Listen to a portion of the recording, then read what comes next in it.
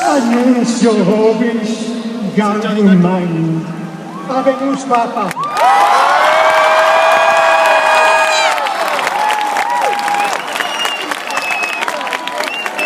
Eminentissimum ac reverendissimum Dominum Georgium Marium, Sancti Romani Ecclesiae Cardinalem Bergoglio.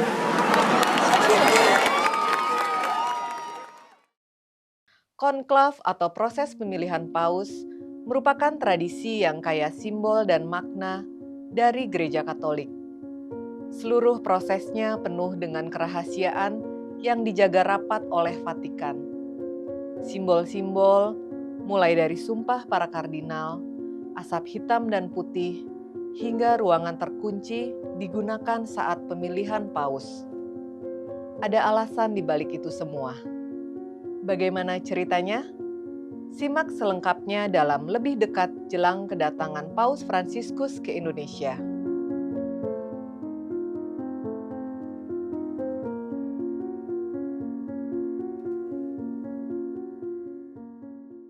Peserta konklav adalah Dewan Kardinal.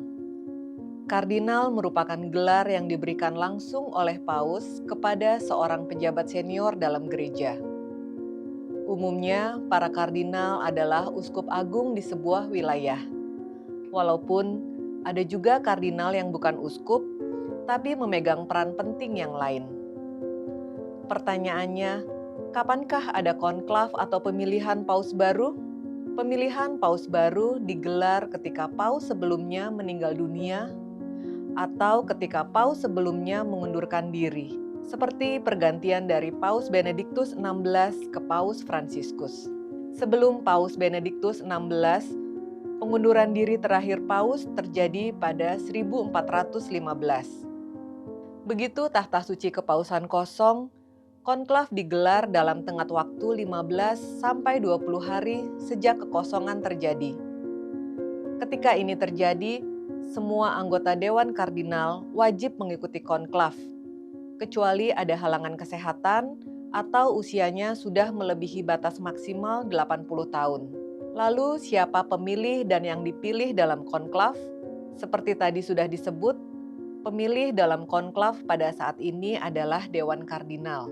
Nah, yang dipilih menjadi paus adalah salah satu anggota Dewan Kardinal. Aturan ini berlaku sejak 1378. Makanya, kardinal sering juga disebut sebagai pangeran gereja. Karena selain punya hak memilih paus, mereka juga punya hak untuk dipilih menjadi paus. Jadi dalam konklav, hak memilih paus dan dipilih sebagai paus hanya dimiliki oleh kardinal. Konklav terakhir terjadi pada 2013. Saat itu Paus Benediktus XVI secara mengejutkan mengundurkan diri pada 28 Februari 2013. Setelah pengunduran diri itu, Vatikan bersiap menggelar konklav. Pada 12 Maret 2013, konklav dimulai. Waktu itu Vatikan memanggil 117 kardinal dari seluruh dunia untuk memilih paus baru. Namun, 2 di antaranya akhirnya batal berangkat ke Vatikan. Salah satunya dari Indonesia, yaitu Kardinal Julius Darmaatmadja karena alasan kesehatan. Kardinal Julius sekarang sudah diganti oleh Kardinal Ignatius Suharyo. Selama konklav, para kardinal akan dibawa dan tinggal di ruangan paling sakral di sana. Inilah Kapel Sistina atau Sistine Chapel dalam bahasa Inggris.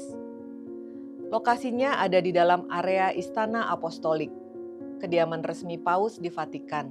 Ruangan ini nanti akan dikunci. Hanya para kardinal dan sangat sedikit petugas yang bisa masuk ke sini. Asal kata konklav adalah cum clave, bahasa Latin yang artinya adalah dikunci. Inilah arti literal dari konklav. Para kardinal dikunci di dalam ruangan. Semua yang terjadi di dalam ruangan ini bersifat super rahasia. Begitu rahasianya, sampai ada sejumlah aturan yang wajib ditaati para kardinal dan staf yang bertugas. Misal nih, Sebelum kardinal masuk ke dalam kapel Sistina, security akan mengecek lebih dulu seluruh bagian ruangan untuk memastikan tidak ada alat perekam ataupun kamera. Saat konklav dimulai, para kardinal makan, tidur, dan melakukan voting di area terbatas hingga paus baru terpilih. Mereka juga dilarang berkomunikasi dengan dunia luar. Seluruh radio, televisi, koran, majalah, apalagi ponsel terlarang ada di area ini. Bahkan, baik para kardinal maupun staf yang bertugas harus bersumpah menjaga kerahasiaan absolut tentang apa yang terjadi selama konklav dan setelahnya. Nah, misterius banget gak sih? Ternyata kerahasiaan ini dijaga Vatikan bukan tanpa sebab. Justru kerahasiaan ini dipegang teguh Vatikan untuk menjaga kemungkinan intervensi yang terjadi selama proses pemilihan paus. Maklum, berdasarkan catatan sejarah, proses pemilihan paus sebelum adanya konklav diwarnai intervensi pihak luar. Dulu, seorang paus bahkan bisa diganti karena permintaan penguasa. Di sisi lain, kerahasiaan ini juga ternyata dijaga supaya paus baru yang terpilih bisa mengayomi semua kalangan tanpa perlu tahu siapa yang tidak memilih dia. Nah, tadi kan sempat disebut kalau kerahasiaan ini terjadi karena pengalaman sejarah, seperti intervensi dalam pemilihan paus. Konklav memang panjang sejarahnya. Mekanisme yang berjalan sampai sekarang sebenarnya baru dimulai pada 1271. Tapi itu juga tak seketika seperti sekarang. Sebelumnya sampai abad ke-8, pemilihan paus dilakukan langsung oleh para imam dan jemaat gereja Roma. Antara abad ke-8 dan 11, pemilihan paus seringkali dipengaruhi oleh para bangsawan kerajaan-kerajaan di Eropa. Mekanisme ini kerap memunculkan sengketa, bahkan sampai ada antipaus. Antipaus adalah sebutan untuk orang yang mengklaim diri menjadi paus. Fondasi awal untuk sistem yang berjalan sekarang diletakkan oleh Paus Nikolas II. Pada 13 April 1059, Paus Nikolas II mengeluarkan dekrit In Nomine Domini, artinya dalam nama Tuhan. Dekrit ini mengatur tata cara baru pemilihan paus. Lalu, yang berhak memilih paus hanya kardinal untuk mengurangi campur tangan eksternal. Situasi tahta suci di periode ini memang tidak berjarak dengan raja-raja Eropa, sehingga acap kali pemilihan paus dipengaruhi oleh kepentingan politik raja-raja itu. Dekrit yang dikeluarkan Paus Nikolas II juga menjadi dasar bagi terbentuknya Dewan Kardinal yang berlaku hingga hari ini. Dewan ini secara resmi baru terbentuk mulai 1150. Belum selesai, beragam prosedur pemilihan paus mengalami banyak perubahan dari masa ke masa, seperti kriteria kandidat paus, peraturan pemungutan suara, dan keharusan pengasingan para kardinal selama konklav. Misal soal aturan pemungutan suara. Paus baru akan terpilih ketika mendapatkan minimal 2/3 suara Dewan Kardinal. Aturan ini mulai berlaku sejak 1179, karena jumlah kardinal juga terus bertambah seiring waktu. Untuk ilustrasi, sampai akhir abad pertengahan, jumlah kardinal barulah 30 orang. Namun, pada 1586, jumlahnya sudah 70 orang. Lebih dari 4 abad kemudian, tepatnya pada 1975, Paus Paulus VI membuat aturan bahwa maksimum kardinal yang bisa ikut memilih paus, alias anggota Dewan Kardinal, dibatasi 120 orang. Pada 1970, sudah lebih dulu ada aturan soal batas usia maksimal pemilih paus, yaitu 80 tahun. Nah, ini juga pelik, karena hingga 2023 jumlah kardinal tercatat 222 orang. Tapi biarkan bagian seleksi kardinal yang bisa menjadi anggota Dewan Kardinal Tetap jadi otoritas gereja ya, sahabat kompas.com. Mulai masuk bagian yang seru dari konklav. Secara umum, proses pemilihan berlangsung dalam 3 tahap, yaitu pra-pemilihan, pemilihan, dan pasca pemilihan.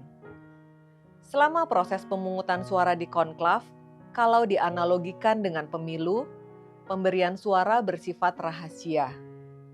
Sebelumnya, ada pra-pemilihan. Ini tahapan dari distribusi hingga penentuan siapa penghitung surat suara konklav. Sesudah pemungutan suara, suara ditabulasi, dikonfirmasi, lalu surat suara dibakar ketika paus baru belum terpilih. Konklav sepenuhnya adalah pemilihan individual bagi para kardinal. Jadi, tidak ada itu seperti koalisi antar kardinal untuk memilih calon tertentu atau sebaliknya mencari dukungan.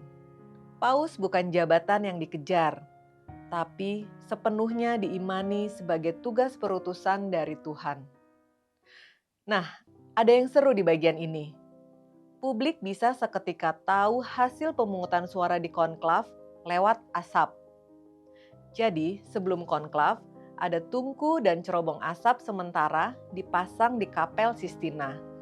Fungsinya, mengeluarkan asap untuk berkabar ke publik tentang hasil pemungutan suara di konklav. Bila asap berwarna hitam, artinya paus baru belum terpilih. Sebaliknya, saat asap yang keluar berwarna putih, publik akan seketika tahu bahwa paus baru telah terpilih. Jadi, bagaimana pemilihan paus berjalan sekarang? Pemilihan awal berlangsung pada hari pertama konklav. Sistemnya voting. Para anggota Dewan Kardinal akan menuliskan satu nama di masing-masing surat suara miliknya. Bila sudah ada kandidat yang mendapat 2/3 suara, maka paus baru telah terpilih. Sebaliknya, bila paus baru belum terpilih, maka maksimal 4 pemilihan digelar dalam sehari pada hari-hari berikutnya dari konklav. Jika 3 hari pemungutan suara belum juga mendapatkan paus baru, para anggota Dewan Kardinal diwajibkan berdoa dan melakukan kontemplasi seharian penuh. Kalau siklus 4 hari ini berulang sampai 7 kali, akan ada pemungutan suara bagi 2 peraih suara terbanyak di pemungutan suara sebelumnya. Meski demikian, syarat paus baru bisa terpilih tetap adalah 2/3 total suara seperti diatur sejak 1179. Soal asap yang keluar dari Kapel Sistina, ini juga ada cerita seru tersendiri. Tidak sepenuhnya jelas sejak kapan tradisi ini ada. Namun, asap putih sebagai penanda paus baru telah terpilih dapat dilacak setidaknya sejak akhir abad ke-19 atau awal abad ke-20. Lalu, bahan apa yang bisa spesifik mengeluarkan warna asap sesuai hasil pemungutan suara di konklav? Sebelum 2005, Vatikan menggunakan bahan-bahan alami. Untuk asap putih, dibakarlah jerami basah. Adapun asap hitam adalah hasil pembakaran lempengan tar. Kemudian, sejak 2005, bahan yang dipakai berubah. Pada 2013, bahan kimia yang dipakai untuk keperluan ini diungkap ke publik. Untuk menghasilkan asap putih, saat ini yang dibakar adalah campuran kalium klorat, laktosa, dan resin kolifer. Sementara asap hitam dihasilkan dari pembakaran kalium perklorat, antrasena, dan belerang. Saat Paus Fransiskus terpilih menjadi paus, ada 4 gumpalan asap hitam menguar lewat cerobong asap Kapel Sistina, sebelum asap putih akhirnya meluncur. Nah, setelah paus baru terpilih, kardinal paling senior dari Dewan Kardinal akan mengumumkannya. Pengumuman dilakukan lewat salah satu jendela di Kapel Sistina yang menghadap lapangan Santo Petrus. Kalimat pertama dalam pengumuman itu adalah Habemus Papam. Bahasa Latin artinya kita memiliki paus. Menyusul, paus baru biasanya akan muncul juga di jendela yang sama, menyapa umat yang berkumpul di lapangan dan di seluruh dunia yang mengikuti jalannya konklav, walaupun beberapa paus tidak melakukannya. Seru juga ya sahabat kompas.com pemilihan Paus ini. Ikuti terus program lebih dekat spesial jelang kunjungan Paus Fransiskus ke Indonesia hanya di kanal YouTube kompas.com. Berkah dalam.